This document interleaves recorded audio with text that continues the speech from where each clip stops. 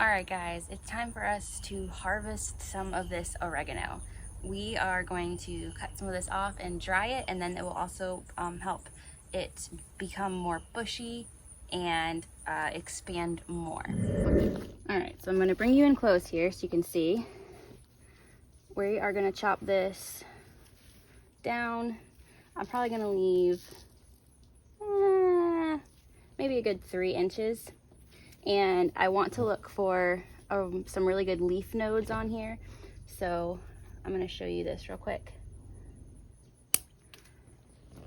So right on here, you can see these 2 little leaf nodes right here.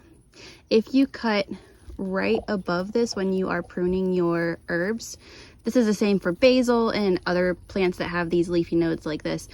When you cut right above this, these 2 will branch out and it will make your plant, sorry, my cat is hitting the stand. When you cut right above here, these 2 leaf nodes will branch out and it will make your plant, instead of having 1 stalk, it'll have 2 stalks on this stem, and it'll make your plant bushier and produce more growth. So we're gonna cut off a bunch of these and we're gonna dry them for herbs.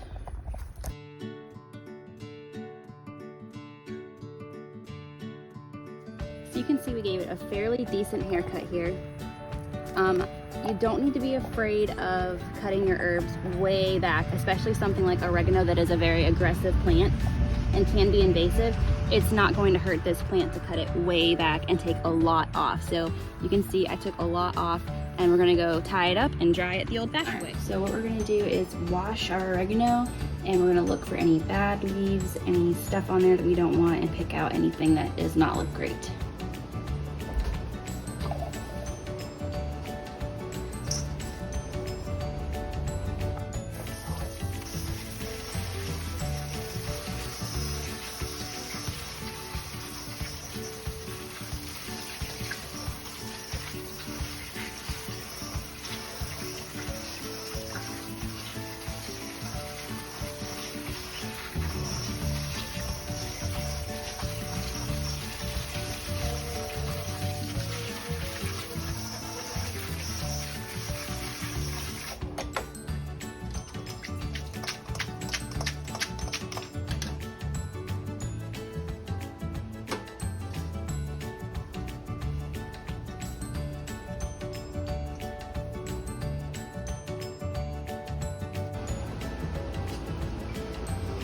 Alright, now from here, there's 2 different ways we can dry this.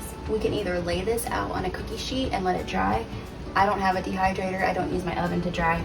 Or we can hang this in bundles, just like you probably saw in your grandma's kitchen growing up, and hang them to dry. That's what I'm gonna do this time.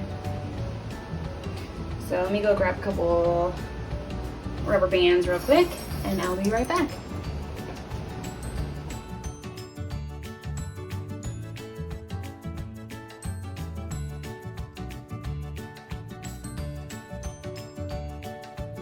So my little hack for hanging my herbs once I have them all tied up is I use a large safety pin. I slip it under the rubber band.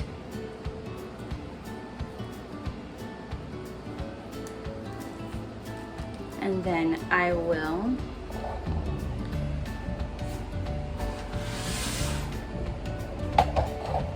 I just pin it around my handle on my cupboard. And then it hangs just like that. It's here, I can check on it. I see it how many times a day I'm in my kitchen. And as it dries, I'll keep checking on it and then grind it up into powder to use for different dishes for cooking. All right, my oregano is just about all the way dried out. It's pretty crunchy. So I'm going to take the bands off and lay it out on this cookie sheet just for a little bit to make sure it's absolutely dry before I put it in the spice grinder. I am just taking the leaves off the stem. An easy way to do this is just to go the opposite way of the leaves and it'll just pull them right off. And then I'm just discarding the stem.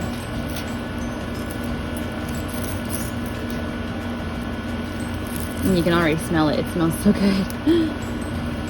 One of the things I love about herbs is the strong smell is just, oh my goodness, it's so good. These feel like they are all the way dry. They don't feel like they need to dry anymore. They feel very dry and crunchy. They retained their color very well too. They have a really nice green.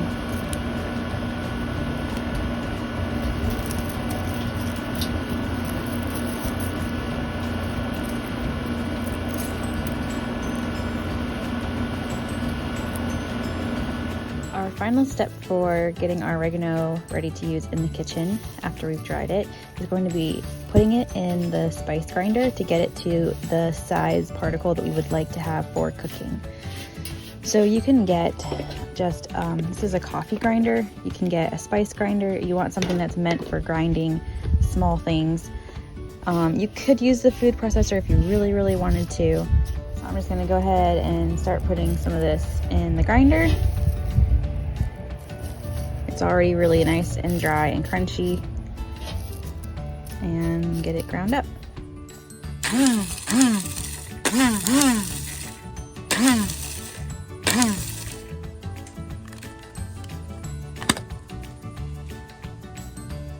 That looks like a good size for using for cooking.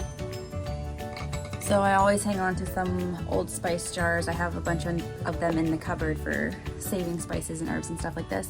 And I just pour it right in.